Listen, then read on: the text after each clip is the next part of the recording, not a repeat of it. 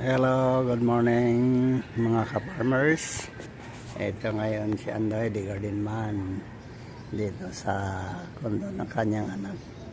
Dito sa Bito Cruz, boundary ng Pasay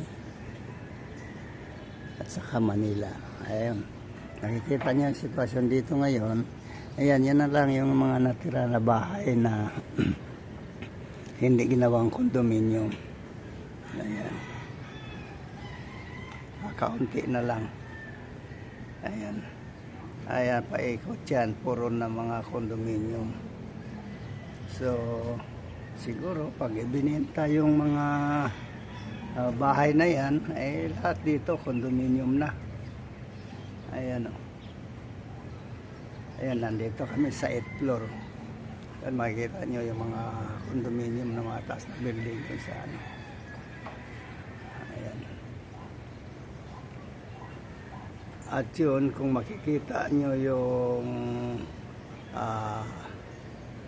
Periswil doon sa malayo na yun, yan ang MUA. Yan na yung MUA. Ayan. Ayan guys. So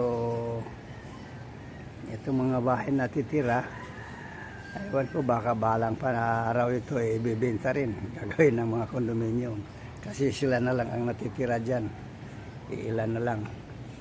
Kung bibilangin mo, baka wala nang 100 bahay yan. Hanggang doon. Ayan o. Okay, thank you Lord. Yan lang update ko ngayon.